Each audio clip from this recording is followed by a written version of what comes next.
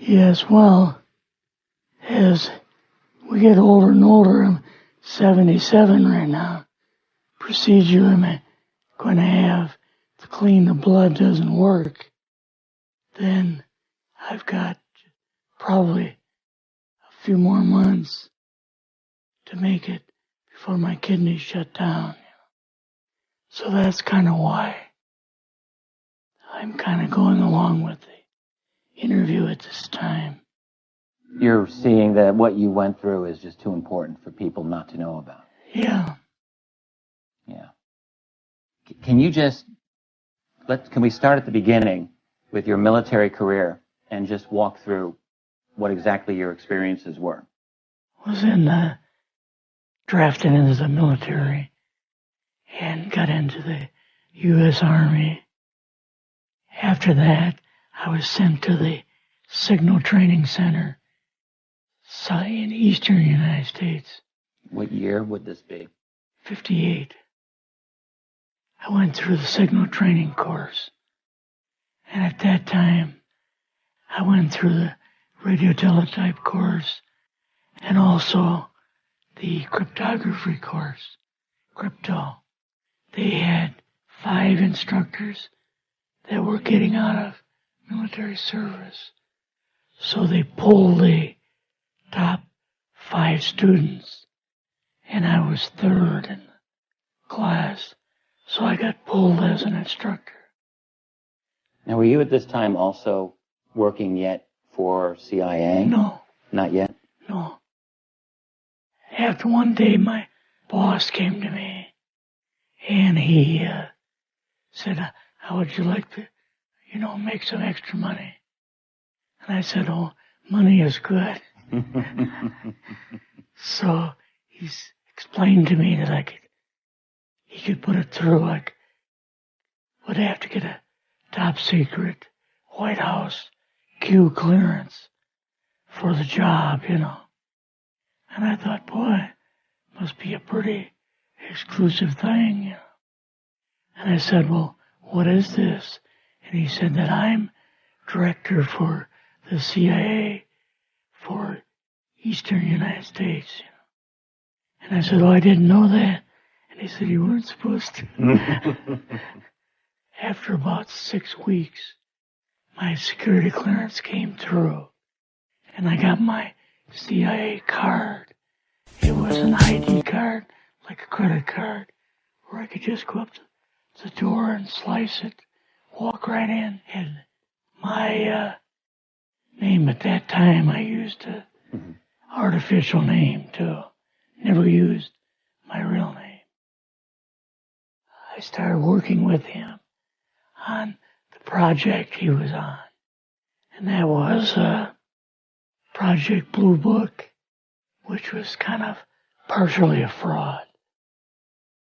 You're saying some of the Blue Book cases were Yes. were completely fictitious? Yes, but the cases that we got came from, I think it was Fort Belvoir, Maryland. Mm-hmm.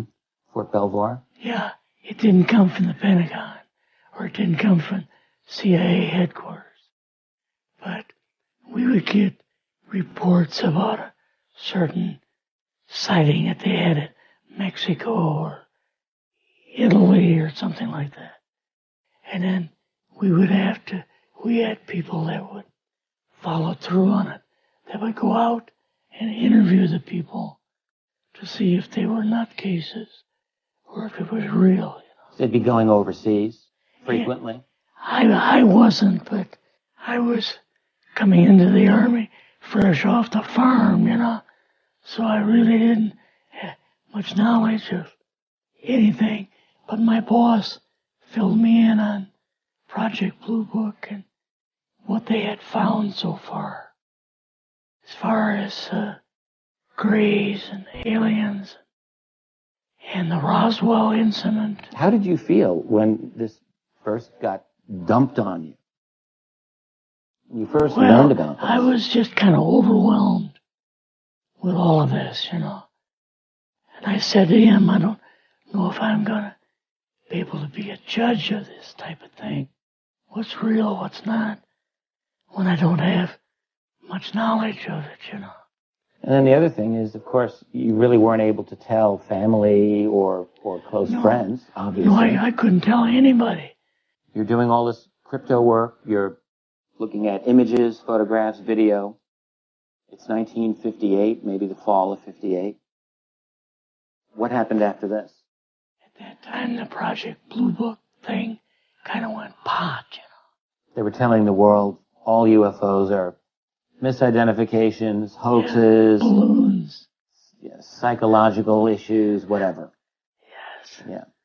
So my boss came to me and he says, we've both got a new assignment. And he says, oh, I said, where are we going? Oh, he says, we're going to the Capitol. We're going to be part of the Eisenhower push. He's trying to find out something all about these aliens that MJ-12 was supposed to find out, but never sent back reports to him. MJ-12, the UFO control group, were they calling it MJ-12 at that time? Yes. They called us in, went into the Oval Office, and President Eisenhower was there and Nixon. And they said, we called the people in from MJ-12, from Area 51 and S4, but they told us that the government had no. He says, I want you to tell them, whoever is in charge, tell them that to get in, they have this coming week, to get into Washington and to report to me. And if they don't, I'm going to get the First Army from Colorado and we're going to go over, we're going to take the base over. I don't care what kind of classified material you got. We're going to rip this thing apart. Eisenhower was going to invade Area 51. Yeah, with the First Army. So you go out with your superior. Yes. You fly out. You land. What happens? Can you describe this whole process? What you saw? It took us the 13 or 15 miles south to S4 and like different garage door openings. And in these garage door openings, they had like different saucer crafts. So you see the Roswell craft, and what are some of the others that you see? Well, the Roswell craft was really strange because it looked like real heavy aluminum foil. Could they tell what the source of power was of this craft? Yeah, it was like a reverse gravitational thing of some kind. How did you see that evidence? Well, at the later on at S4, we viewed the autopsy film. All right, right there. How did you feel at that moment? Well, I thought, boy, we had no idea we were going to see the real thing. All we saw was film. So what did this gray alien look like? Could you describe him a little bit? This one looked a little bit oriental. So I'm just wondering if it looked almost human, what about this didn't look human? No, it didn't look human as far as the skin tone and basically the shape of it and the size. How was its head size compared with a normal human? He did not know at this point if there was an alien at S4. No. Did you go directly to Washington after this? Yes. Or did you go somewhere else? How did they did you fly regular airline? We flew back to the commuter plane back to the air base, and then took President Eisenhower's Lockheed Electra back to Washington. You and your supervisor, superior officer, and now you're meeting with the president? Yes. We met with him in, the second story of the old OSS warehouse building. And Eisenhower and Nixon were there, and also Hoover was there. I would think that Eisenhower would, I mean, he certainly knew that flying saucers were real. Yes. He knew that there were aliens. So I guess I'm just wondering, what would he have been, really surprised about? Surprised about the black programs. Eisenhower said, gotta keep this thing completely secret. Can't talk about this. Your actual name is, the name you grew up with, that was a different name than what you had in this. I never used it in the CIA at all. Now, what about today?